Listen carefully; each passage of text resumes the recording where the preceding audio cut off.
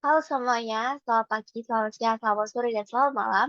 Perkenalkan nama saya Cercius Linianto dengan NRP 320312301. Pada kesempatan kali ini, saya akan menjelaskan tentang penelitian saya. Namun sebelum itu, saya akan menjelaskan sedikit tentang SDGs. Apa sih SDGs? SDGs merupakan singkatan dari Sustainable Development Goals atau tujuan pembangunan berkelanjutan. Ini adalah 17 tujuan global yang ditetapkan oleh PBB di tahun 2015. Lalu, tujuan dari SDGs sendiri adalah untuk menciptakan kehidupan yang lebih baik dan lebih lestari bagi semua orang di planet ini.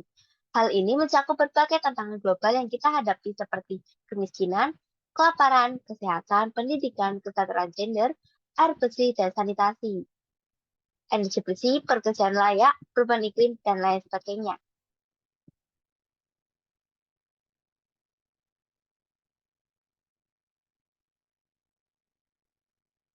Nah, dari 17 tersebut, saya mengambil salah satunya yaitu Zero Hunger atau tanpa kelaparan. Ini bertujuan untuk menghilangkan kelaparan, mencapai ketahanan pangan dan gizi yang baik, serta meningkatkan pertanian berkelanjutan. Zero Hunger atau tanpa kelaparan ini termasuk dalam salah satu SDGs.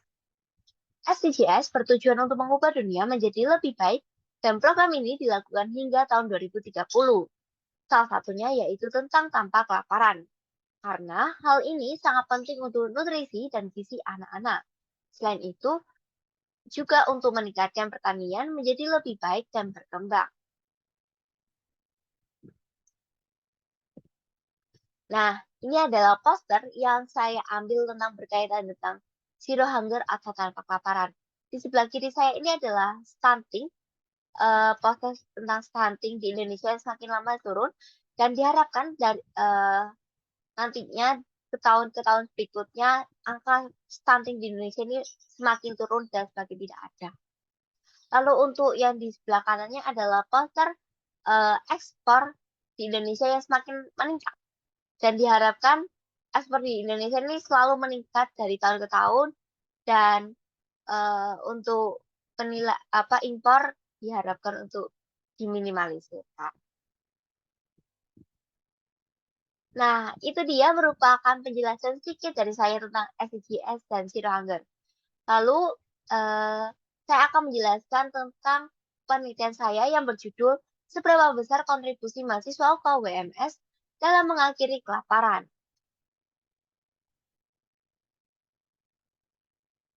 Nah, apa sih hubungannya kontribusi mahasiswa terhadap Zero Hunger?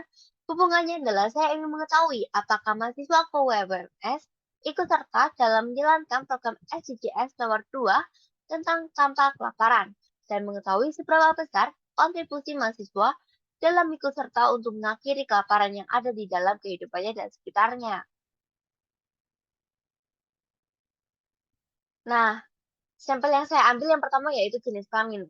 Untuk laki-laki ada 31,8% dan untuk perempuannya 68,2%. Untuk tahun masuknya di tahun 2023 ada 75,7%, 2022 18,7%, dan 2021 5,6%. Lalu untuk jurusannya ada akuntansi S1 sebesar 45,8%, DPM 3,7%, manajemen 15%, akuntansi bisnis 5,6%, administrasi perkantoran D3 3,7%, DACC 5,6%, akuntansi perpajakan atau ATAX 18,7%, dan akuntansi D3 0,9%.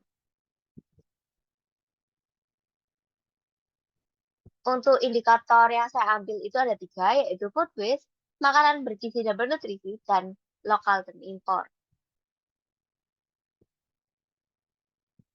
Yang pertama yaitu food waste.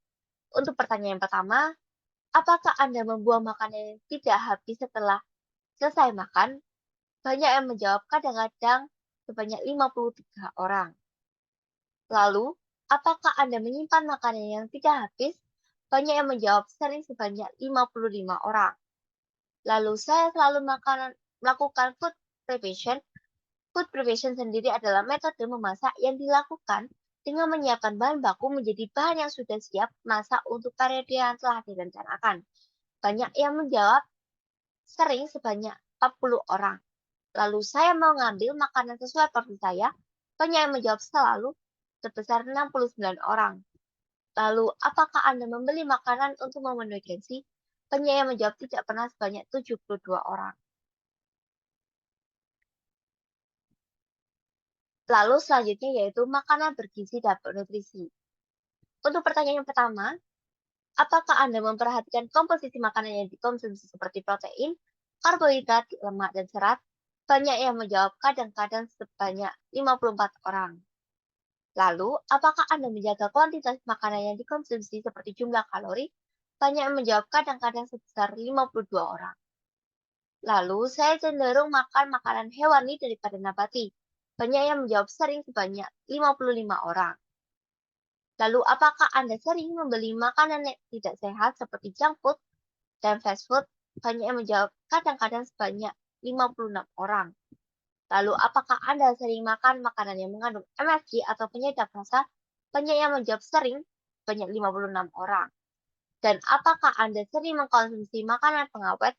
Banyak yang menjawab kadang-kadang sebesar 62 orang. Lalu selanjutnya yaitu lokal dan impor. Untuk pertanyaan yang pertama, apakah Anda saat berbelanja sayur dan buah membeli barang impor? Banyak yang menjawab kadang-kadang sebesar 59 orang. Lalu, saya merasa bahwa bahan makanan impor lebih murah daripada dalam negeri. Banyak yang menjawab kadang-kadang sebesar 56 orang. Lalu, saya merasa bahwa kualitas bahan makanan impor lebih bagus daripada lokal. Banyak yang menjawab kadang-kadang sebesar 45 orang. Lalu, apakah Anda sering membeli dan mengkonsumsi makanan lokal? Banyak yang menjawab sering sebesar 69 orang. Dari penelitian saya dapat disimpulkan bahwa mahasiswa UKWMS sudah sebagian besar telah melakukan program SDGs untuk mengakhiri tanpa kelaparan sebesar 68,25%. Namun, ada beberapa yang belum menerapkan gerakan untuk mengakhiri kelaparan sekitar 31,75%. Nah, saran saya yang pertama, mahasiswa UKWMS diharapkan lebih baik mengkonsumsi makanan sesuai porsi makanan agar tidak ada makanan yang dibuang. Lalu yang kedua, kurangi dalam mengkonsumsi hewani dan lebih memperbanyak mengkonsumsi sumber protein nabati seperti kacang-kacangan, lentil, dan tahu. Selain itu, kurangi juga dalam mengkonsumsi makanan tidak sehat seperti junk food, fast food, dan micin karena tidak sehat bagi tubuh. Lalu yang terakhir yaitu mengurangi dalam berbelanja bahan makanan impor dan membantu mendukung petani dengan membeli bahan makanan lokal. Ini merupakan infografis yang saya buat dari penelitian saya. Untuk lebih jelasnya, ini dia. Untuk tujuannya sama seperti yang ada di PPT saya. Lalu untuk sampelnya sama, ada jenis kelamin, masuk, dan jurusan. Untuk datanya sendiri, untuk yang bagian lokal dan impor, saya bandingkan antara lokal dan impor. Ternyata mahasiswa itu rata-rata lebih sering membeli dan mengkonsumsi makanan lokal daripada impor. Lalu untuk yang food based, itu saya merange berapa orang yang menjawab tidak pernah, kadang-kadang, sering, dan selalu. Dan rata-rata mahasiswa UKWMS lebih sering melakukan food waste dalam mengelola makanan. Lalu untuk indikator yang terakhir yaitu makanan bergizi dan bernutrisi, saya mengambil hanya 3 pertanyaan yang menurut saya penting, yaitu 23% mahasiswa sering memperhatikan komposisi makanan yang dikonsumsi. Lalu 28% mahasiswa sering makan makanan yang nabati daripada hewani. Dan 52% mahasiswa kadang-kadang mengkonsumsi makanan junk food.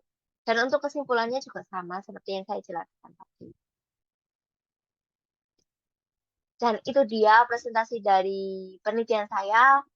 Maaf jika ada salah kata dalam ucapan presentasi ini. Dan terima kasih.